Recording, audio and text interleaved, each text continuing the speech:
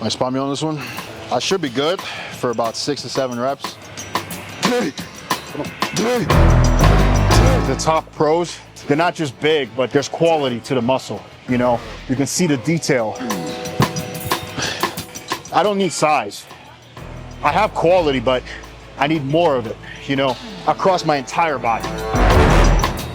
That's just what I'm trying to get to. And then of course, if I'm being critical of myself, I don't think I've nailed a pro level condition yet. So if I can nail down and get a perfect peak, that will put me in the runnings to win. And of course, just keep adding size, but it's not gonna be, you know, 10 pounds a year. 2 pounds here and there is more than sufficient. At this point, I don't need to be a 300 pounder on stage, you know? You gotta know what works for you, honestly. Like if anyone tells you, this is better than this, run away. If they're trying to sell you something or they're trying to just basically put their own thoughts on you, like everything is applicable depending on the person and depending on what you're doing. That's my 2 cents, what do I know? Welcome back to the channel. Colossus Ken here with Dex and all our fellow dogs at the Destination House, simplifying shoulder training. I'm basically gonna run you guys through my workouts. Before we start, there are 3 main things I wanna talk about with shoulders. The shoulder has 3 heads. You have the lateral head, which most people know, which is, as a bodybuilder, that's the part that, you know, gives you that look, right? You have the interior head, which moves the arm this way, right? Keeping it simple, moves the arm this way. And then you have the rear head, which pulls the arm backwards, especially at a face plane level, all right? So when you do shoulder training, the mistake people tend to make sometimes is that they focus only on the middle portion, which is the lateral head portion, which is a lot of the lifts. Depending on your physique, you've got to look at your physique critically. Is every single head of my physique developed to a point where I can use accessory movements from a bench, for example, where I don't need to do any kind of anterior front raises and things like that, right? So you have to assess it for yourself and see what works. Start with lateral raises today over here, and then we'll move into more of our power movements, sort of like we've done for chest, sort of like we've done for legs. Similar style, similar fashion, right? It doesn't change. So let's get to it.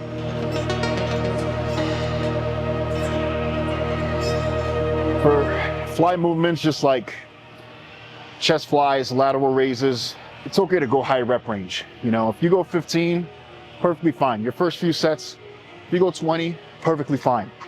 The first movements is pushing blood in there.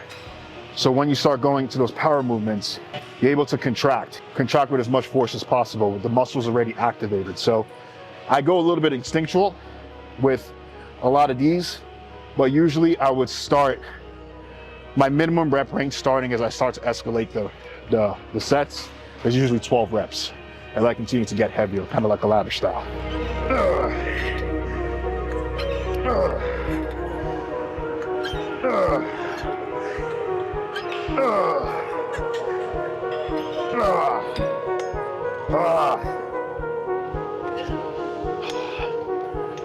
Dumbbell shoulder press. Up next. I like the free flow movement of it.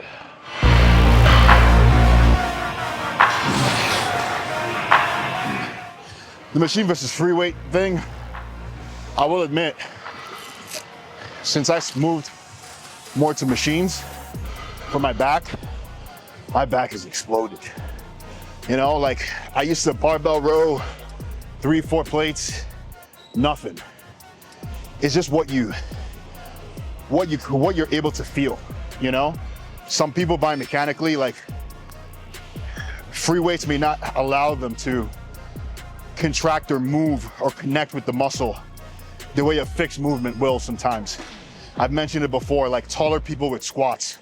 I have a hard time recommending tall people to do back squats, you know, compared to a hack squat, for example. It's kind of the same thing. So you gotta know what works for you, honestly.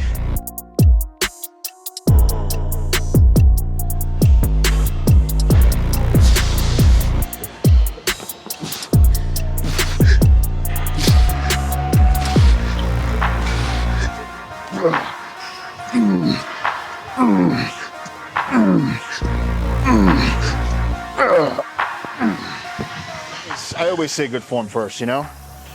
move through the movement. You don't have to be uber perfect, but move through the entire plane of the movement. In terms of speed, like tempo, I know like the new thing now is like everyone wants to go ultra slow and ultra, you know, I mean, it's soulless to me. It's like, it's too sterile, it's too clinical. Just, you should still feel the weight, you know, feel the weight, feel the tempo, feel the energy of the movement, you know. One more set.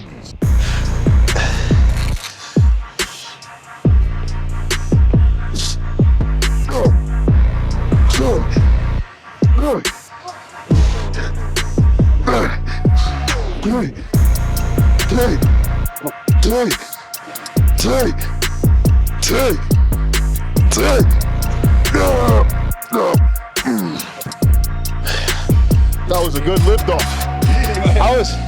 I was shocked at the lift off. Usually lift offs are always finicky, you know, you gotta, I was like, oh, that's good. I got 2 more to tag. Thank you. Whew. You don't have to use a barbell for your front raises. It could get a little bit heavy, but personally, I prefer a barbell for the front raises just for me. It's a little bit wider, but if you can't, you can get like an easy bar to do it usually, or you can just use dumbbells. Oh, third exercise. We're gonna do a dumbbell lateral, and we're gonna superset it with barbell front raises. Remember I mentioned 3 heads of the shoulder, anterior, lateral, rear. If you can see this portion of the delt a lot of times, you may not need to do that. People that press a lot, like incline, for example, incline presses, gives a little bit of support or contraction to the anterior delt. But not everyone is a hyper responder or hyper responsive, so you may need to do additional work. I'm just gonna use a barbell. You don't need heavy weight, right? Maybe 5 pounds, start with the bar, and then go up, you know, increments of 2.5 or 5. But you don't need like 10 pounds or trying to swing 45 on this. You'll get yourself hurt real bad.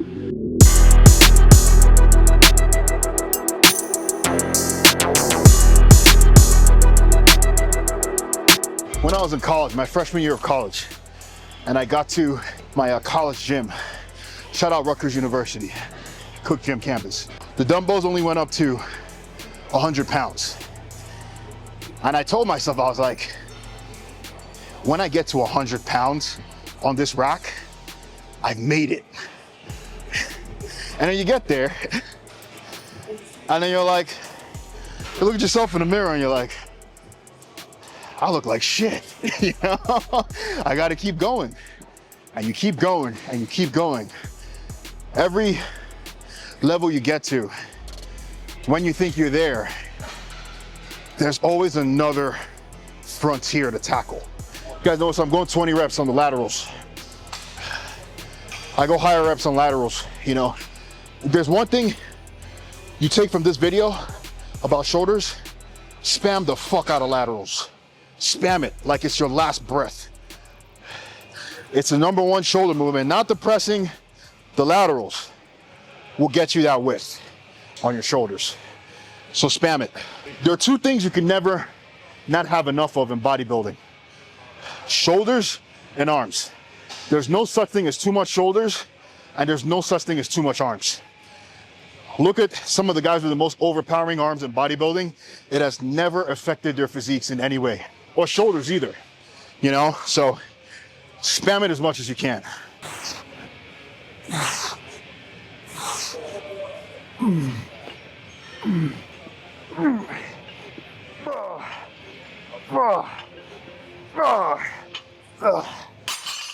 We've done 2 lateral movements, right?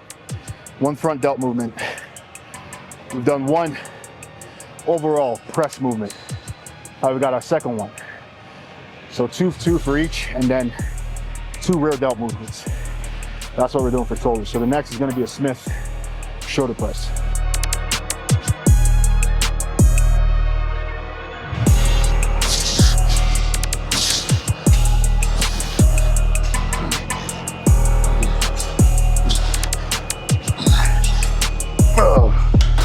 Perfect.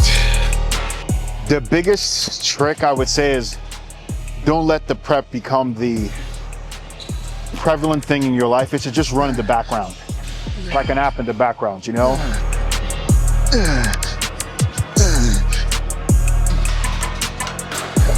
I still gotta work, I still gotta do the training, I still gotta make content for sponsors, all this stuff.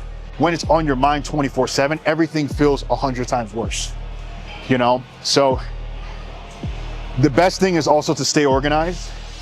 And sometimes when you have something outside of bodybuilding, it allows you to step outside of the bubble for a couple of hours where it doesn't feel like you're suffocating from, I'm 9 weeks out, I'm, 30 minutes till my next meal, things like that, right? I've been able to just tune myself to do the work, but not give it any more mental energy than it requires to do it, right? And then another tip is set yourself up in such a way that when you are in a prep, make it as minimally stressful as possible. Make your life in such a way that the prep should run in the background and it should be as seamless as possible. That's pretty much my advice. There are gonna be some places where you can't avoid it. Now, I know some people work construction and things like that where you're on your feet all day, so it may add to the stressors of it, but try to mitigate and minimize the stress as much as you can and keep it in the background as much as you can. That's honestly how I've been able to do it so far.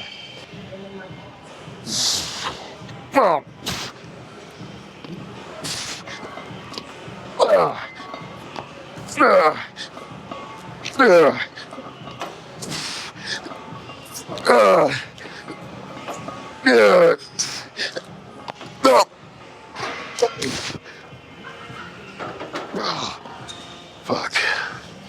It's the last set on that one. Rear delts are a lot quicker. It's a small muscle. Don't be one of those people maxing out the fly machine. It's literally tiny muscle, right? 3 sets. We're gonna do that, and then I'll show you how I like to do a finisher with it. It's kind of like a face pull variant, but I use a machine to do it. So let's wrap it up.